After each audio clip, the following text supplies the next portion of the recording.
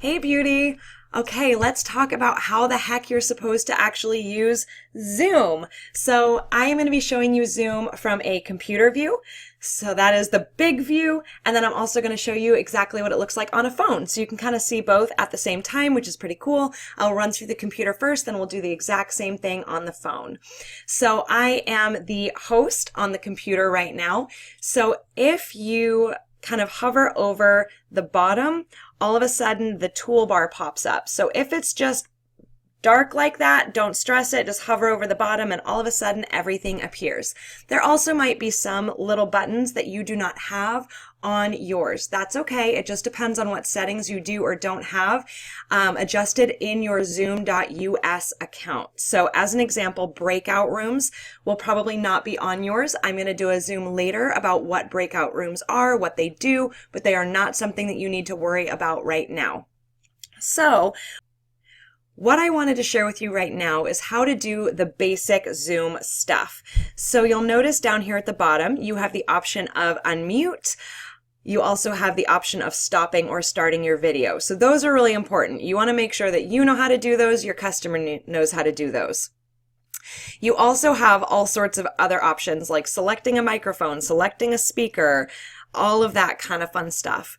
Same thing with stop video. There's different settings that are available there for you for your video settings as well. So those are two areas that you can kind of play around with. You really shouldn't need to. They're just there just in case you need it. The other cool thing that Zoom has is a chat feature. So on a computer, you can make the chat button pop up and you can actually chat with your guests. So this is actually kind of cool because I'm going to put, hey babe, I want you to look over at the phone screen. So you can actually see how that is going to show up to any of your guests that might be popping up on a phone. So they will see that chat.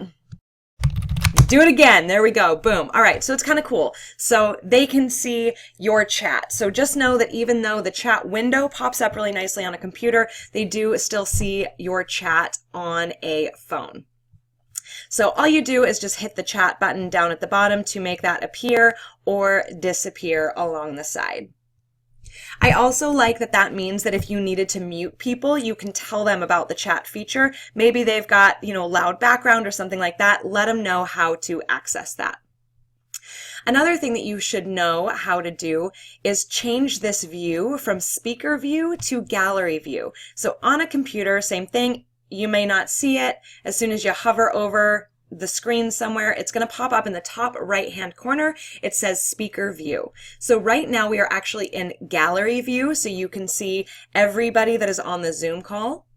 If you click speaker view, then it's going to change it to whomever happens to be speaking. So right now, that's obviously me.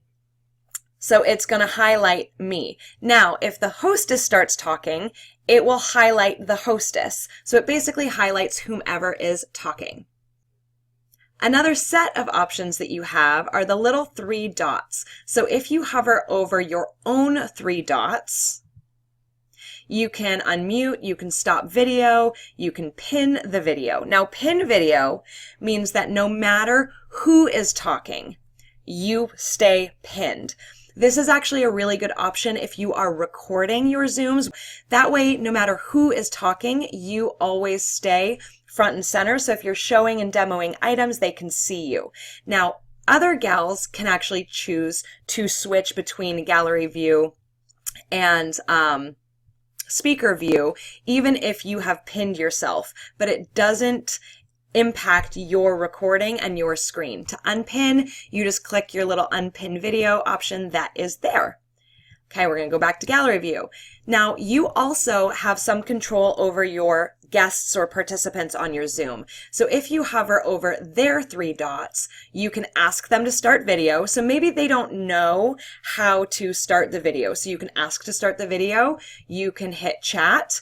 And what that did was it popped up something in the chat window where it said to Lucy Heinen privately. So I can send her a chat video that nobody else can see. So if they're having a Zoom oops or something, y'all can warn them. You can also mute them. So if they are, typically you can mute them. So if that is an option, it'll pop up there. The only reason it's not an option is because my cell phone has not joined the audio yet. So those are some of the basic functions that you have. You can manage participants. So this just gives you some other features. You can do polls. I don't know how any of that works. It's too fancy. You can react when somebody's talking. You can clap. Or you can, drop a thumbs up. So it's kind of fun. That's what reactions do. And then you do have more.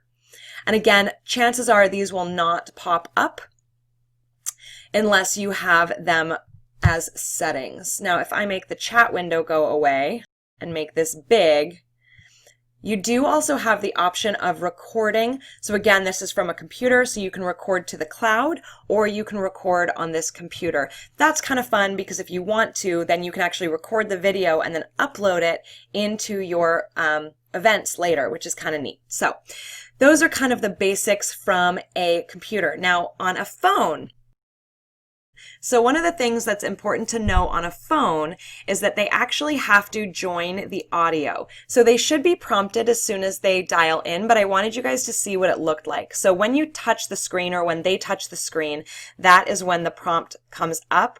When they're going to join the audio, it's important that they call via device audio. Now they still have the same options of unmute, start video, they can screen share, they can see participants. Now I'm going to claim being the host just because I want you guys to see what it looks like if you are hosting from your phone. So you also have the option now as the host to record. And then you can also go to the chat and see the chat. Now, what's cool about going to the chat is it actually does not stop your video. But again, it allows you to chat. And then you can see what it looks like if they don't have the chat window popped up on their computer.